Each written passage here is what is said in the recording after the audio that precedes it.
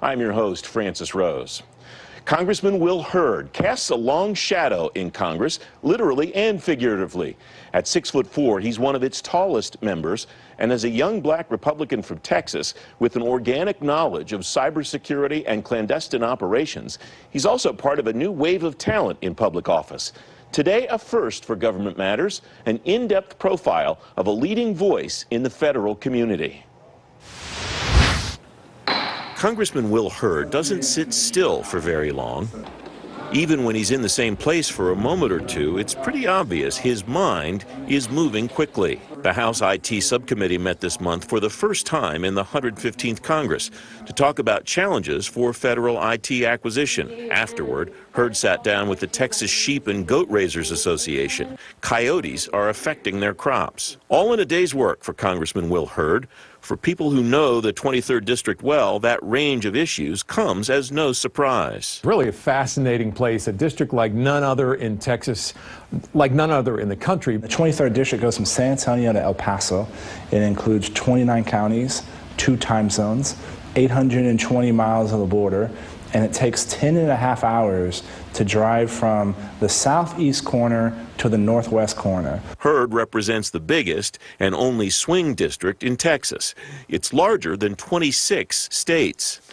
Winning this congressional seat took more than one try. I basically moved from Afghanistan back to San Antonio, and nobody knew who I was, and everybody thought I was crazy. But we won the first round, and it went to a runoff, and I lost the runoff by 700 votes. That was 2010, his first foray into politics.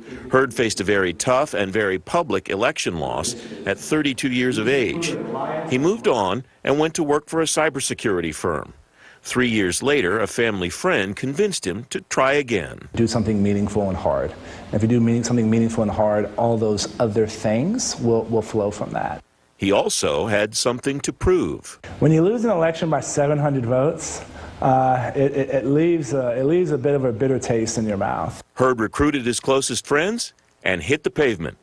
He won his first congressional seat in 2014 by another narrow margin. This district is so unusual. This district has gone Republican to Democrat to Republican to Democrat. It's ping-ponged back and forth since about 2006. Will Hurd won this office when he took office in 2015. He had won it by just 3,000 votes. Last year, when he won re-election, he won it by something like 2,000 votes. Hurd is as unique as the district itself, personally and professionally. He's the first African-American Republican to be elected to Congress from Texas.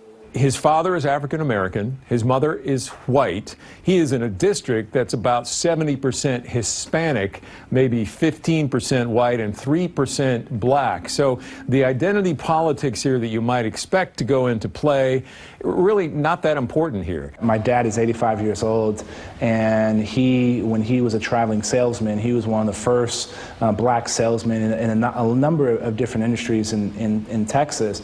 And there was places, even in the early 70s, where he couldn't go to eat lunch or stay at a hotel. And so, you know, a few years later, his son is a member of Congress. I think that's pretty cool. Hurd graduated from Texas A&M as class president with a degree in computer science and international studies. At age 22, he joined the CIA as a case officer.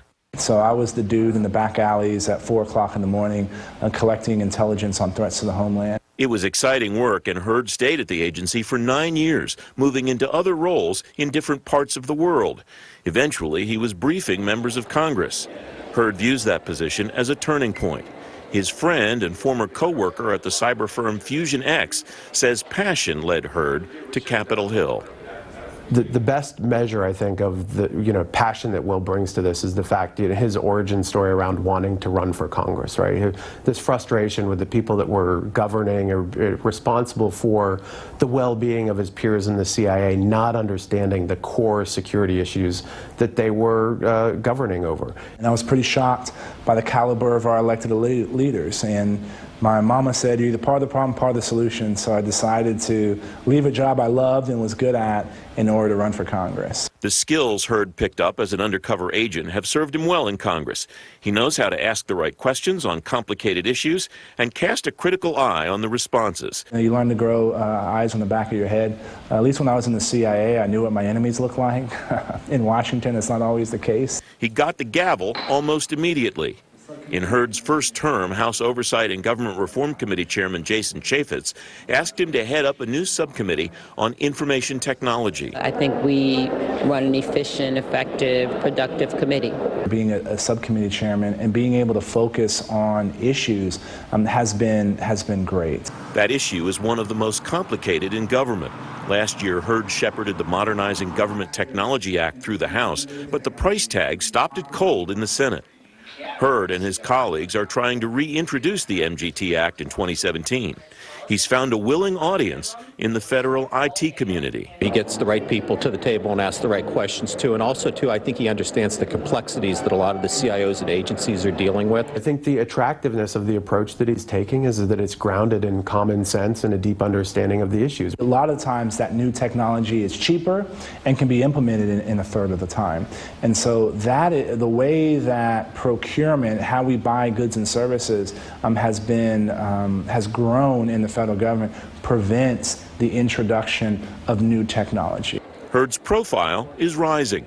Today, he sits on the House Intelligence Committee, where his expertise in cyber is a much-needed commodity. The problems that we need to solve are very real, and you're not going to solve the problems if you don't understand them. In the 114th Congress, Hurd had more of his own bills passed than any other member, in part because he's willing to negotiate and stand up to anyone, including the president. Hurd has broken publicly with the Trump administration on issues of national security, including calls for a border wall. Hurd says it would impact an 800-mile stretch of his district. You can disagree without being disagreeable, and you can focus on the things that you can work on together. And that hasn't had any impact. And it's the same mentality I had under the previous administration. It's the same mentality I'm going to have now. Hurd also made headlines this year with a bipartisan effort of a different sort, a 36-hour cross-country road trip with Democratic Congressman Beto O'Rourke. They drove from San Antonio to Washington, D.C. after a winter storm temporarily shut down the East Coast. We live streamed about 29 hours of it.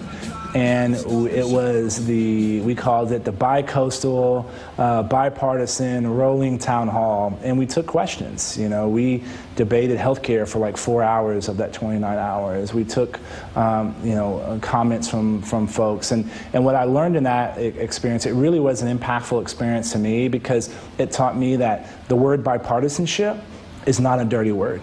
And that people are looking for us, for both parties, to focus on the things that unite us, not those things that divide us.